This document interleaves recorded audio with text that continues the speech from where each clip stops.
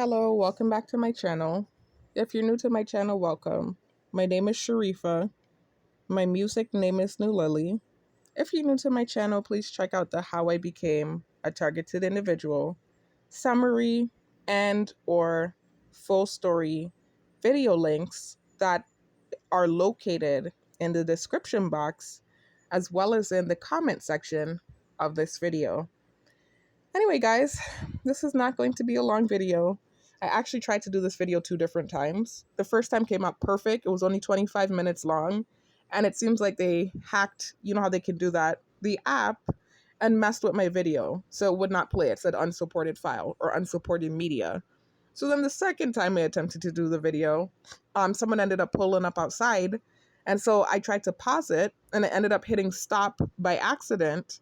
And I don't want multiple parts of this video. I didn't feel like having to deal with waiting for it to export on Filmora and all these different things like that. So this is attempt 3. You know, hopefully this is the one, right? So anyway, basically what happens, guys, is when you're targeted, they can target you through the TV. And if you're familiar with my other videos, if you're somebody that's been subscribed, I'm sure you've seen me discuss this topic before. You know, I even had 3 videos providing evidence showing how they do this. You know, they use some sort of technology to target or to provide subliminal messaging to targets through the TV. So they do it through ads. You know, they'll do it through movie platforms such as Netflix or Hulu. They'll do it on YouTube. Even if you go on the internet and you try to use, like, let's say Los Movies, that's one of my favorite movie websites. They target you through that too. Through Los Movies, I'll even put the filter, right? So I'll put like the genre. I'll put like horror, thriller, mystery, drama. What else? Sci-fi, things of that nature. I usually also like romance, but I don't watch that anymore. It's awkward now that I'm targeted and being watched. You know, it's just odd looking at certain things while you're being looked at. It's the weirdest thing ever. But anyway, so certain things I just don't watch anymore. So anyway, I'll put that in the filter. I'll put the year in, and then I'll also just put, you know, the other specifics of what I'm looking for. And so they'll throw movies at me in the recommended that cater to what I put in the filter, but also still movies that provide stimuli, you know, like subliminal messaging pertaining to my targeting. You know, so had I not learned that they can do this, I would have been sitting here thinking I was crazy, because that's actually a symptom of schizophrenia, just so you know. One of the symptoms they say is feeling like the TV or the radio is talking to you.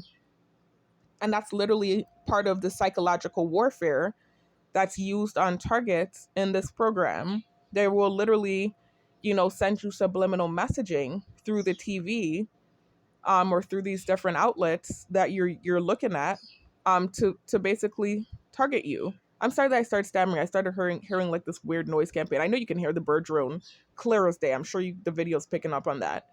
But then I also started hearing like this weird humming sound outside. It's some sort of noise campaign happening. And I think it's because I'm treading into dangerous territory. You know, I already deleted, for those of you that got a chance to view it, that schizophrenia conspiracy video that I created. You know, because I started blowing the lid on a lot of things and providing evidence and articulately explaining what's going on with certain things with this program and with certain mental illnesses out there. You know, it's in particularly schizophrenia. There's a conspiracy theory out there about schizophrenia, and I started to analyze it in one of my videos. And it started to cause backlash for me. So I took that video down as well as some other videos. Because although I'm anti the program, I'm not anti-government. I'm just literally anti this program, especially since it's impeding my life and I'm an innocent civilian. And there are many innocent civilians that were thrown in this program that are having their rights impeded and their privacy infringed. And there's just no leeway. There's no law to it. You know, there's no rhyme or reason or rhythm. You know, it's just like, you're a disliked person. You said something offensive. We can do this because we have the power. That's literally how it works. And so again, let me just reiterate, I'm not anti-government. You know, there are several times where I actually considered joining the military. Check out my clip of FBI trying to recruit gang stalker video. And it has the thumbnail that says "Stop Organized Gang Stalking." It's one of my more recent videos. Check that video out. In that video, I actually show emails between a sergeant and I when I was thinking about joining the Air Force just recently in 2019 and 2020. I'm not 2020. It was 2019 and 2020, right before I graduated from college, I was thinking about becoming an officer in the Air Force. And I literally, just because I saw how long and arduous the process was, I decided to just not go with it because I knew I would be getting into teaching anyways. So I decided to take a different route. But there have been several times very recently in my life too, and also in the past, where I considered joining the government. Shoot, I worked for the government. I was a teacher for many years for the public school system. And then also too, I even considered becoming an auxiliary officer. I talk about that in that video as well. So I'm not anti-government. That's all I'm saying. I'm just anti this program. It's unconstitutional. It's unethical. It's immoral. It's wrong. It's even anti-America, if you will, because it goes against all of the values that America is supposed to stand for: land of the free, freedom of speech. All of those things are impeded with this program. Anyways, check out that recent video I posted with the journalist. I think I won't be keeping that video up. I might take it down, but check that video out. The most recent video that I posted, talk with the journalist that's discussing the flaws of this program. Anyway, so that's why I took those videos down, though. Not because I'm in support of the program. Obviously, I'm not. I'm a victim of this program, but because I don't want to blow the lid on certain things either. Like, there are some top secret things I started to blow the lid on, and I believe it was making my threat level go higher. And I don't want that. I haven't even committed a crime. I shouldn't even be in this program to begin with. And I definitely realized that putting my life in jeopardy is not worth it. Especially when I see that they can easily turn targets against me. They've easily successfully turned some targets against me. I still have support, and I'm grateful to those of you that support me.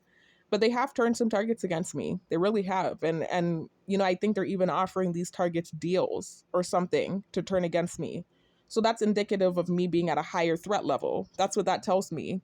So when I see that, that lets me know, okay, don't be a dummy and continue to sit here blowing the lid on this program, and putting yourself in jeopardy for people who wouldn't do the same for you. Everybody's out for self in this world is what I'm realizing. They're even offering targets that I think have actually committed crimes. And again, I'm not coming for you if you've committed a crime. I'm not saying I'm better than you if that's the case. I'm just saying I'm in this program and I haven't committed a crime. And I think they're even offering targets that have committed crimes deals to gang stalk me. And I'm not getting that same deal. And so this is why I realize I'm being dumb by articulating and exposing certain things and sharing certain information. So that's why I took some of my videos down. However, I still would like to document some of the things that I'm going through. So that's what I'm doing. I still kept certain videos up, like my story where I'm telling my story. Of course, I'm going to keep that up because I don't deserve to be in this program. So I'm never going to take that down. But I will take down, and I did take down the videos where I was giving pertinent information about like some of the technology used and things of that nature, information that I didn't need to post. I did keep up like some of my videos, like the MK Ultra video or the video where Michael Barden was showing the patent for the brain MK Ultra technology. I did keep those videos up because that directly correlates with my programming. I have actually dealt with that technology and been a victim to it. So this is why I kept those videos up. But the other stuff I took down. I don't want no problems. Anyways, so I'm going off on a tangent. This video is probably going to be longer now than the first one I created, which is so annoying. Let me see how far in I am.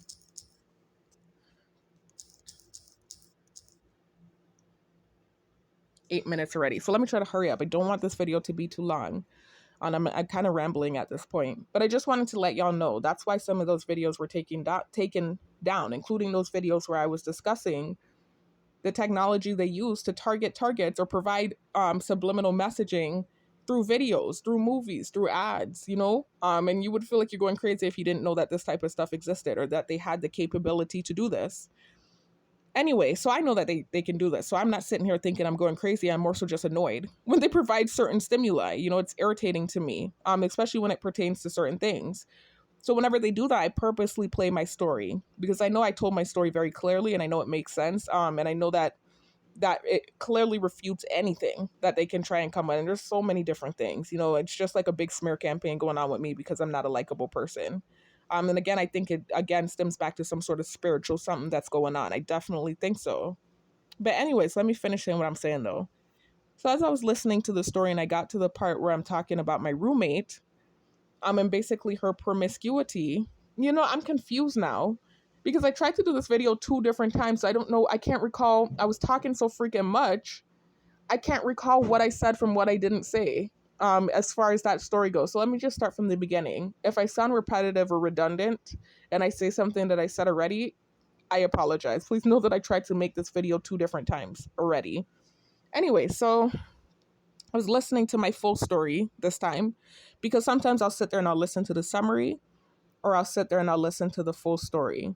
And so I was sitting there listening to the full story this time. And when I got to the part where I was talking about the roommate, because in the full story, not only do I talk about how I became a target in 2020, I've only been a target for 3 years, but it feels like a lifetime. When your privacy is infringed 24/7, it's real torture. It starts to feel like you don't even remember when it started. You don't even remember what it feels like to feel free and live a normal life. But it's been about 3 years, and it's obviously gotten worse, and it's now to the point where I don't even have a car to escape or anything like that. It's just terrible. Um, but anyway, so I've been targeted since 2020. So in the summary, I more so negate the backdrop details because, like I said, I've been through a spiritual journey for many years, since my early 20s. And in the summary, I negate the backdrop. And I literally just talk about my targeting and how it started in 2020, and some of the things I've experienced since then.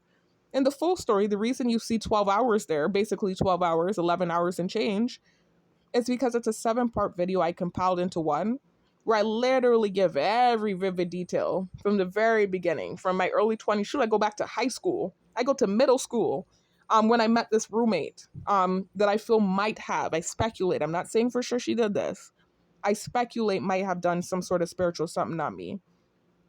In the full story, I talk about all of that. My experience in high school. I talk about when she lived with us in college in my early 20s.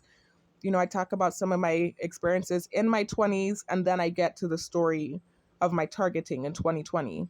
Because there are a lot of things that happened to me in my 20s after moving out from living with this roommate that was a childhood friend. I knew her since 8th grade. That kind of resembled some of the things she dealt with within our friendship. It could have been sheer coincidence, but it did seem kind of strange. So I did speculate that she might have done something, and I wasn't the only one that felt that way. Now I'm getting villainized, and they're making these noise campaigns about me saying that. But I specifically remember, I've even had someone in my close circle validating what I'm saying. I do recall in my early 20s, when this thing was happening, when she was living with us all thinking, when I say us all, the people in my close circle, speculating that she might have done something. So basically what happened was, in my early 20s, after moving out from her, actually shortly before we moved out from her, she, my sister, and myself, we lived in a 3-bedroom townhome.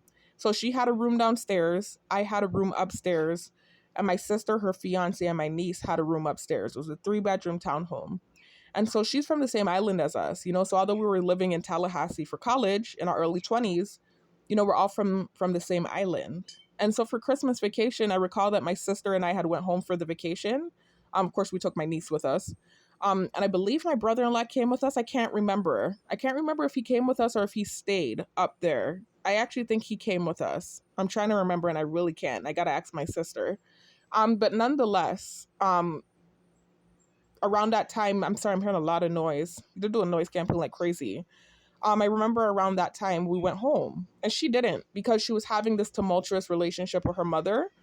And it was a tumultuous relationship that she had had with her mother since high school. It was this weird type of thing with her mother and her. This bad relationship. She was the only child, and her mom was extremely strict. Maybe just because she was concerned this was her only child, but then also just some of the stuff she used to tell me, it just seemed like a toxic relationship that was going on. Of course, I only heard her perspective. I never heard the mom's perspective. But from what she told me throughout the years, it seemed kind of toxic, the relationship.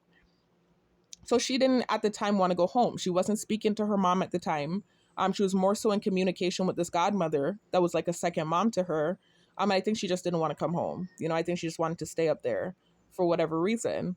And she was also just dealing with a lot of personal issues anyway. When she came to us, she came with issues. She had been in 3 separate, I keep reiterating this, locations where things had not worked out for her, where she had problems with the people around her. And then this is when she turned around and wanted to come up by me. And another thing that they like to make noise for is when I mentioned the fact that she made sure to let me know that the only reason she was coming by me was because she couldn't get an apartment with this other girl from high school. So basically, we had a lot of friends in high school, right? She fell out with this one main girl that we were good friends with. It was really after my sister and those friends that I had via my sister that were that age when they graduated. It was literally just me, this girl, and this other girl, and the three of us were tight. You know, it was like a Three Musketeer type thing in high school with us three. And then there was this like other girl that was kind of friends with us, but not really. That she had kind of made like this friendship with shortly before we graduated. So I didn't really know the girl like that, but she had kind of just got to know that girl shortly before we graduated. So before we graduated, she fell out with the girl that was in our group. You know, there was like three of us, and the two of them fell out.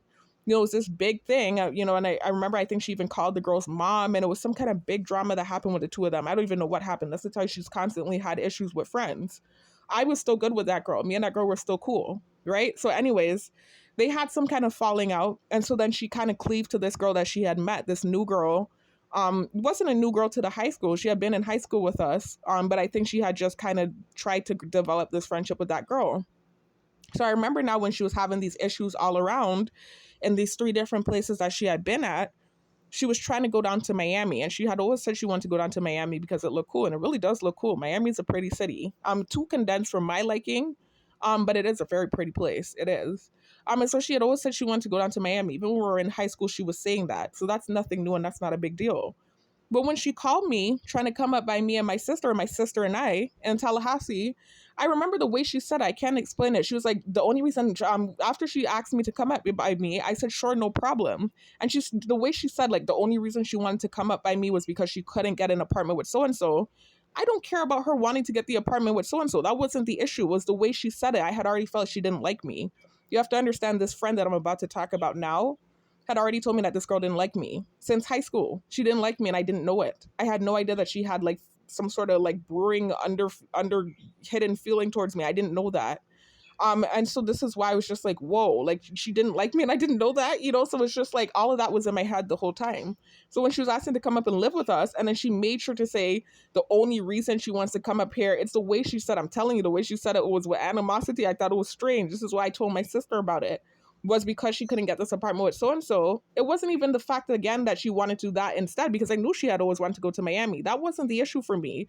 It was the way she said it. I already felt like she didn't like me, because of what I had been told. And so that's why I honed in on that part, because I was like, that was kind of a red flag that I didn't listen to. Like I got a weird feeling about it, and I should have like followed through with that feeling, is what I'm saying, why I always tell that part of the story in the Like to Make Noise campaign. But you know how it is with this program. If you're a target, when you say blue, the color's red. When you say red, the color's white. Like, it's just like anything you say is wrong and villainized and vilified when you're a target. I just had that moment a little while ago when I was creating this video. So this is just how it is with them, right? And I'll tell you when I get to that point of the story, when I had that moment a little while ago, when I tried to make this video just now. Anyway, so I forgot what I was saying now.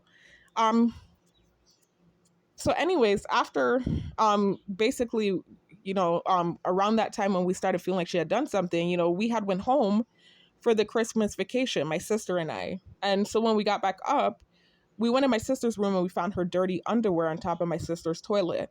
So it was just a speculation of, why is that there? Why was she in my sister's room? First of all, why we were gone. And why is it to the point where her dirty panty is on my sister's toilet? Why is that there? That's odd. And so this is why we started feeling like, okay, that's weird. And then my sister started getting sick. My sister started to not be well. She started losing weight. We kept taking her to the doctor. We could not find anything wrong with her.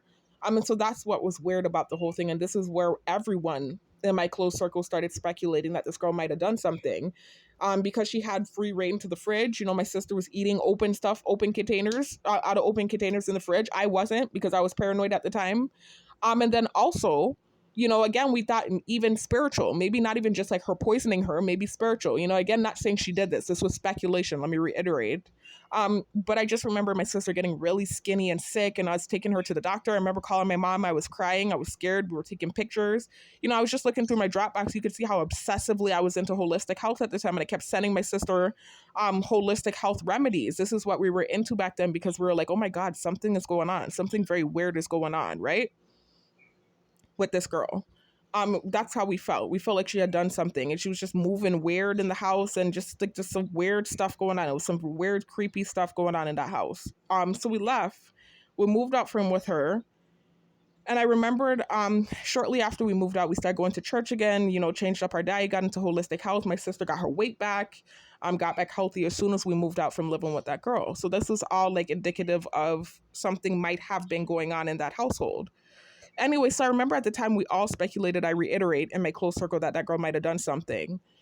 So anyways, once we moved out and everything, I started having some personal turmoil in my own life, some weird stuff happening, a lot of weird stuff. It was really strange.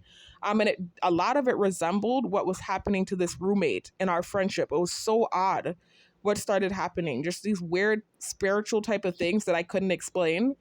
These weird anomalous situations where everyone's turning against me and everyone's wishing bad on me and I have all these enemies. I was never that kind of person. I'm a laid back kind of person. I don't get into problems. Shit, I'm so quiet and freaking pushover-ish. What started happening after moving out from this roommate, I kept finding myself in these weird ass situations where I'm making all these enemies. And, one of the situations directly correlated with her, with this guy I met via Instagram. I talked about that in my full story as well. So please listen to it if you want to hear about that situation with my cyber stalking and cyberbullying situation that I dealt with in my 20s. But all of these weird type of situations that started happening. And this is why I was talking about it in my story, because I truly believe some sort of witchcraft or something is at play. And they really did a damn good job too with what they did. But anyways, so I forgot what I was going to say because I'm not saying her. I don't know who did it, but I did speculate that it was her because of just certain things that happened. Anyway, so basically I was sitting there laying on the bed because I'm going off on a tangent now. I'm kind of retelling the story. I was laying on my bed just listening to my full story, listening back to it, listening to myself telling the story. I always do that when they push stimuli at me because I know my story makes sense and refutes every bullshit thing that they try to come with. So I always listen to my story. And so I was listening to my story, and when I got to the part where the roommate was being discussed, and I was talking about the fact that she was being promiscuous in that time when she and I were roommates, and that she kept calling rape, they started doing noise campaign. And they always do noise campaign around that time. And I'm not sure what the insinuation is. I don't know if they're insinuating that I was a bad friend for how I handled things. I don't know if they're insinuating that, I don't know what the insinuation is. I really don't. But that's why I started creating this video, because I wanted to talk about a story that happened with another friend of mine from high school. A similar situation where she cried rape, and I took side with her. Basically took side with her. And so this is why I'm telling this story now, because it's just like they like to make noise campaign whenever I tell the story. And I'm not really sure what the insinuation is. So I just wanted it to be clear that I take rape very seriously. And so this for me was just evidence to back up the fact that I do take rape seriously. And this is not why my sister and I thought that she was being dishonest. It was literally just the fact that, the first time when she said she was raped, my sister and I took it very seriously. We wanted to go to the police. We told her, let's go to the police. She did not want to go to the police. And everybody has a different way of handling things. So I'm not judging her for that. Some women are raped and they feel ashamed about it. They don't want to go to the police. Some women are raped and they want to burn the whole place down, and they want to go to the police and they want to cause a riot. It just depends on what kind of person you are. So she could have genuinely been raped and not wanted to go to the police.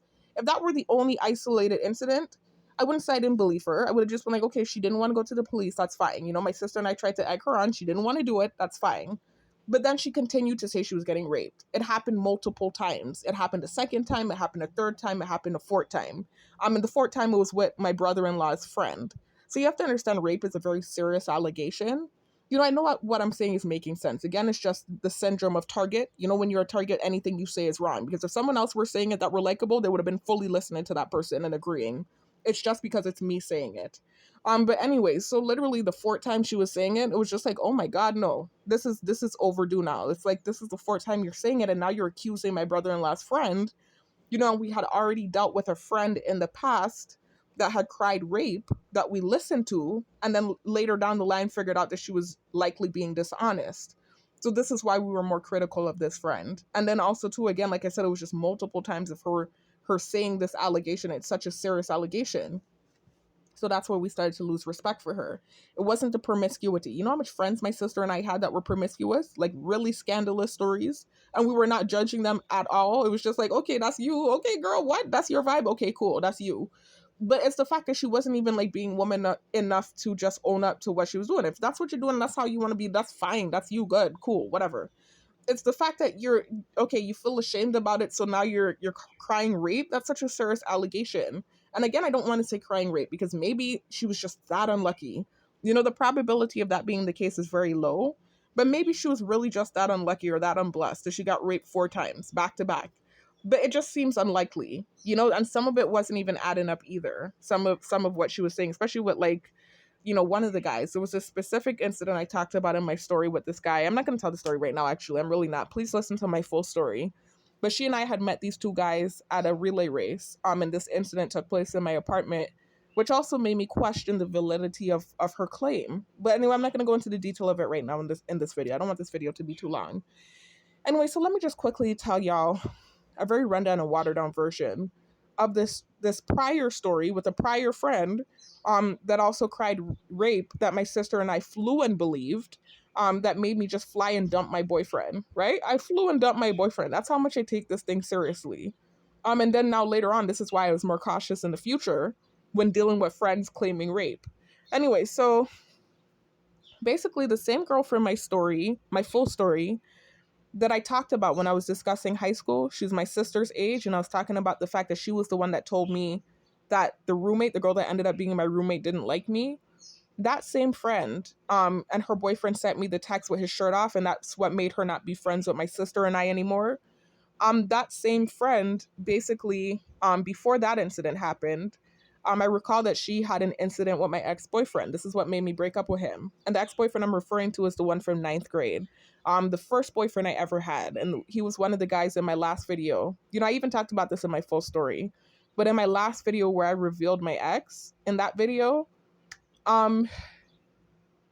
forgot what I was saying now. In that video where I was talking about the fact that there are only 3 guys that I ever dated that I had no physical attraction to, he was one of those guys, the ninth grade ex, the first boyfriend I ever had.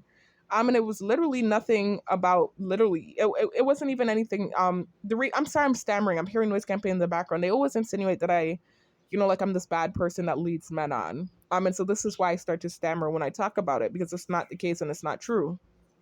With this guy, even though I wasn't physically attracted to him, I really liked his personality. I was attracted to his mental, and I was also attracted to just like everything else about him. You know, and the only reason I wasn't physically attracted to him, let me just let y'all know now, I'm not even that picky when it comes to looks. I really don't care. I'm more so, what it is that I'm into athletics. And I think it's more so just, I know that athletic men will likely be into the same things that I'm into, like nature, sports, etc., etc. So I think that's what it's about rather than a vain thing. So typically I'm attracted to athletic men, and he wasn't really athletic. You know, he was more so stocky. And when I say stocky, I don't mean overweight either. You know, he kind of did have like somewhat of a muscular build, but he was just more stocky. I can't even explain. I'm trying to think of somebody I can give you an example of. Because for me, when I hear the word stocky, had I not dated this guy, I would have thought of somebody heavy set. He's not necessarily heavy set. He does have a little meat on him, but not, I can't explain it. Like he doesn't even have a belly. You know, it doesn't matter, but I'm just trying to explain to you. Um, when I say stocky, I don't mean like somebody that's overweight. Not that that matters either. I don't care about that either. I've have talked to overweight guys too before, not like been in a relationship with, but I have actually even dated overweight guys before too. I don't care about that stuff. So I'm not like vain like that. I'm really not. Um, but it wasn't like that. It's just that he wasn't athletic. That's all I'm trying to say. You know, it's like I don't care about color. I don't care about face. I've dated so much different kind of guys. Like this guy was, he was light skinned. He was stocky. You know, I don't care about that stuff. It's really just the athletic thing for me, why I wasn't physically attracted to him. I've dated so many different types of men, on the spectrum as far as looks go. So I don't have a specific type when it comes to that. It's more so the build. That's what it is. It's like I'm attracted to athletic men. Again, I think I just attribute that to them being into the same things that I'm into. I think that's what it's about. But anyway, so that's why he wasn't physically my type, because he wasn't athletic.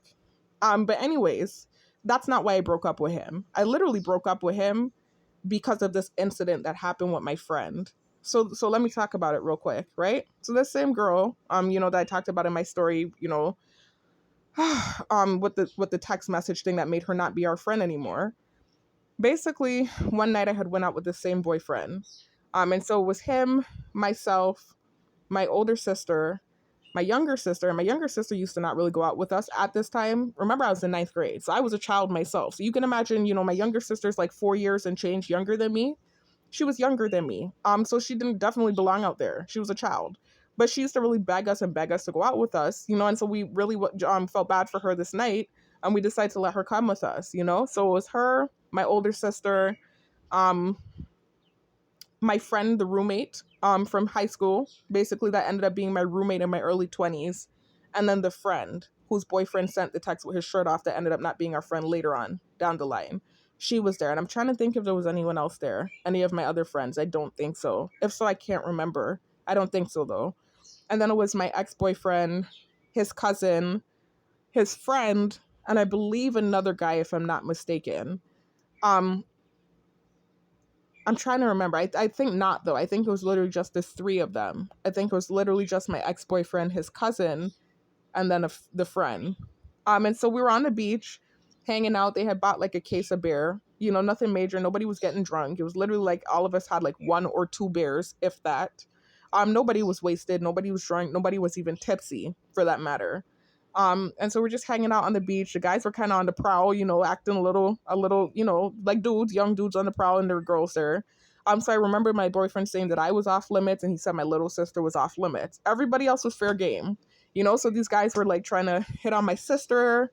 You know, they were kind of talking to my roommate, the girl that ended up being my roommate later down the line. And they were kind of talking to this girl, the friend that's gonna end up having the issue this night, right?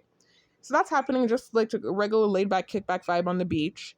And then eventually it's time for us to go home, you know, because we are school kids, you know, we're in high school, you know, so we couldn't stay out super, super late, you know. And then also too, this roommate was with us, and she did have a curfew, a real curfew.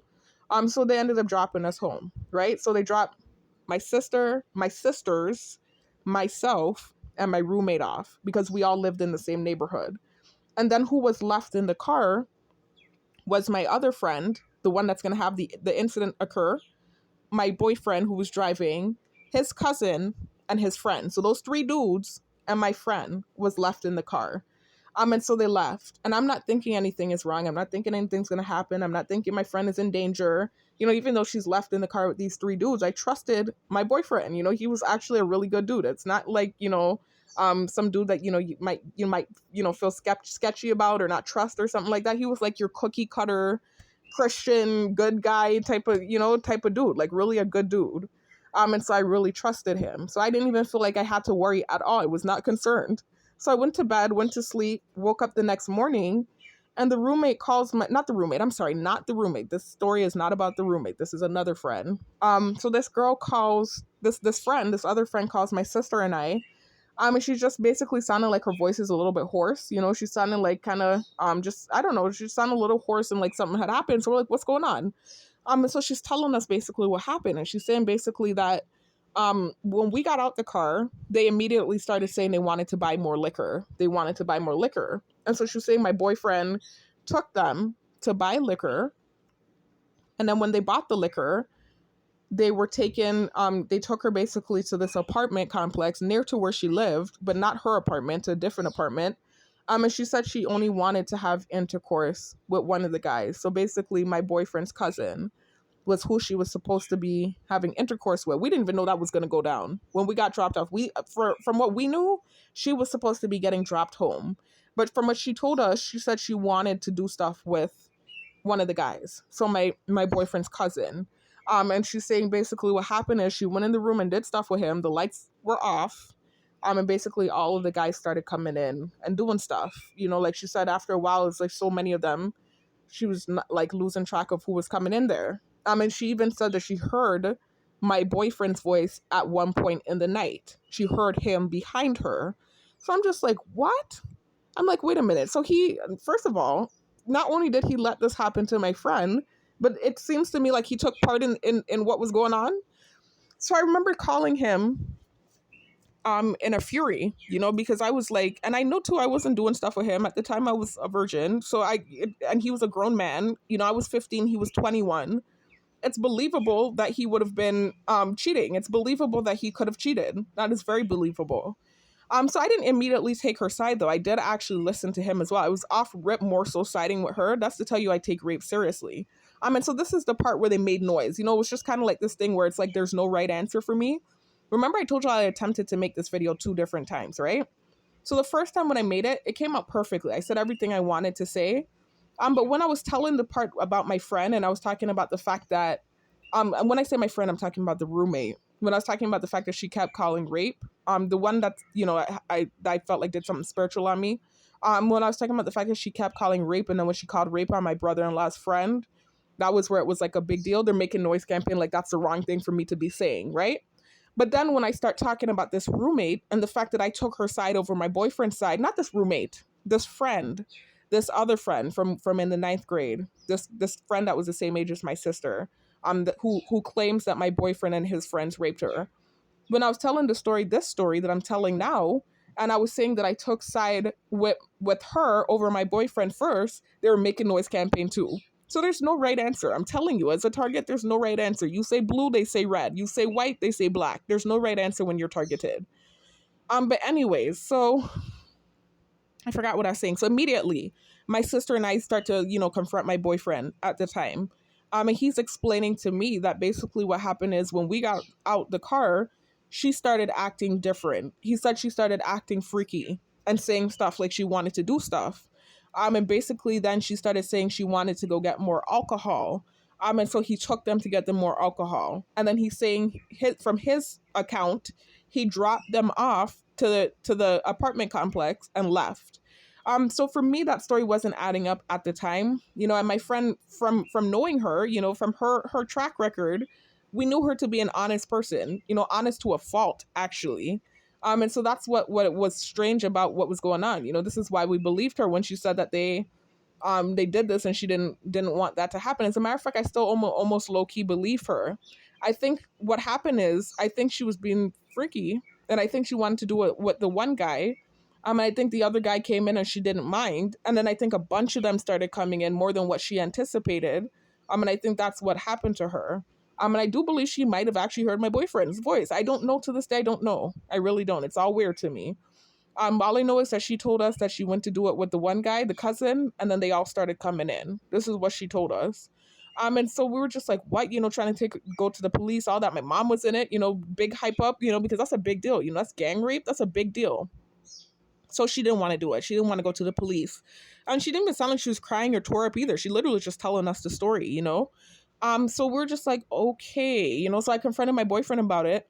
And like I said, that was his account. Her account is that basically when we got out the car, they started saying they wanted to go get more liquor. They got more liquor, started drinking, and she said she started getting drunk. And then she says that they went to the apartment and she wanted to do it with one of the guys. And then she's saying they all started coming in. And then she said she even heard my boyfriend's voice at one point in the night. So that was what was told to me. And so I don't really know to this day, I don't know what the true account is. There's his side, there's her side, and then there's the truth. So I don't know. I guess the truth falls somewhere in between. But all I know is at the time I broke up with him because I spoke to him about it. And to me, even if he were being honest about what he said, I don't understand why he didn't call me and let me know what was going on.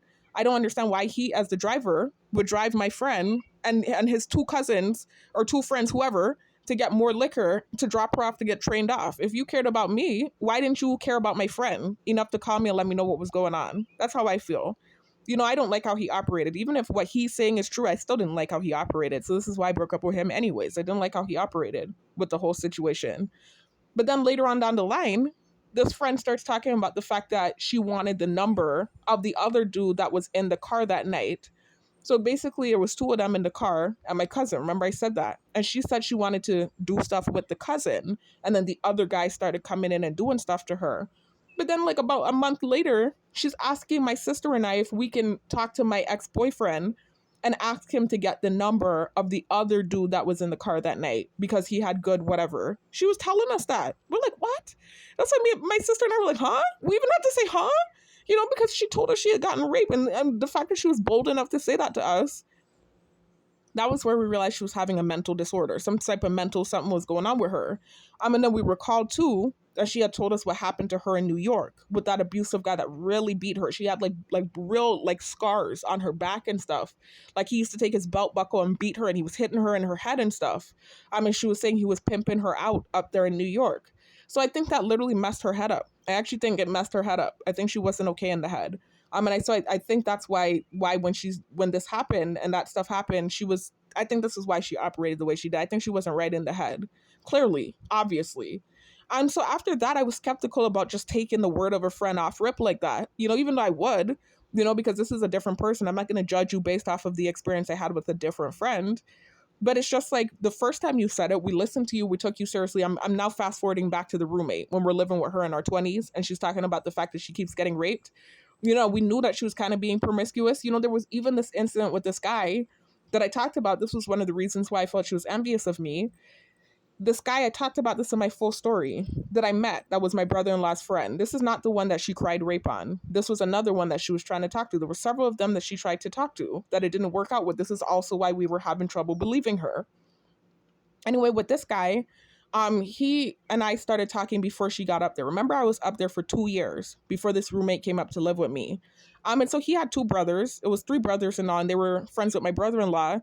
And they liked me, and I didn't really like them like that because they were just a bit too metro for me. They just acted a little bit too feminine for me. And they made noise campaign when I said that, and I don't mean that in a derogatory way. I just honestly mean they were a little too feminine because basically they came from a household where their mom was being abused. And so basically the mom left the dad and she really like babied those boys and also made them have instilled in them she really instilled and pounded into them that they need to treat women right, but it was to a detriment. It's to the point where it's not just treating women right, because that sounds stupid. It sounds like I'm saying, oh, because they were good guys and treating me right, they were feminine. No, that's not what I'm saying. They were literally acting feminine. Like you might have mistaken them for, if you didn't know, because they were acting like that. That's how they were acting, especially the other 2. The one that I talked to, it wasn't as bad. He did have that this is why I even talked to him in the first place. He did have those mannerisms, but it wasn't as bad as the other 2 brothers.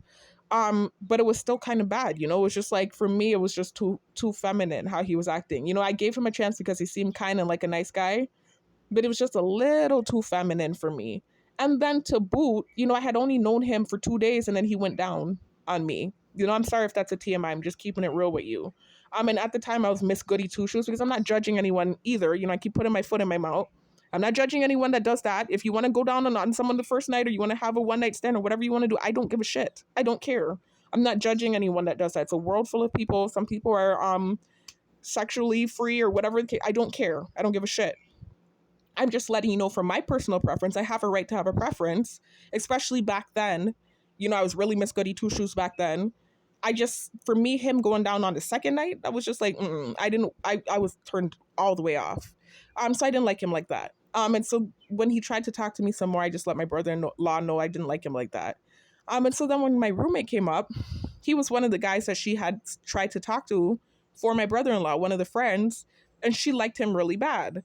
And they even ended up doing stuff. And when he talked to us and told us about the encounter, he was saying that she was the one being sexually aggressive. And so for me, him saying that blew my brain because from what I knew, he was the one that was sexually aggressive. And so this is why you have to understand all of these were taken into account when she was saying the rape thing, because we're just like, I don't think that's what's going on. I think you free up, you want to do whatever, which is fine if that's how you want to be, but then you're calling rape. And this is what the problem was. It's not about her being promiscuous. I don't give a shit if you're promiscuous. I don't care. Again, I reiterate, my sister and I had so many friends that were promiscuous, all kind of freaky, scandalous stories they used to tell us, and we were not judging them. But it's just the fact that you're lying and calling rape, and then it's to the point where you're calling rape on my brother-in-law's friend. This was where it caused tension in that friendship. And so that's all I was saying. And so when I was telling that story, they started making noise campaign outside, and they're always doing it. So I made sure now to tell this story with the other friend and the other encounter I had with a friend that cried rape, so they can understand that I take rape seriously. And just so that can be understood by all of my viewers, even you in the targeted community that are following me and supporting me. Because if I did come across as insensitive in my story, I just want to reiterate that I'm not. I take rape very seriously. And so this is what this video was about. Anyways, guys, that's it. Let me see how long this video is. I bet it's longer than I wanted it to be. See, look at the bullshit. It's 43 minutes long. And sorry to keep using that word, because if you listen to my full story, you'll hear that that's stimuli for me. Bullshit, great, all these different words, but I purposely use them in my vocabulary now, just as a way to buck back against it. I don't care. I'm going to purposely use those words in my vocabulary now. Anyway, it's way longer than I wanted it to be. You know, the last video, the first one was perfect. It was 25 minutes long. Now this one's like way longer. But anyways, thanks for listening. I just wanted to talk about that a little bit more. I'll talk to you guys in the next one. Peace out.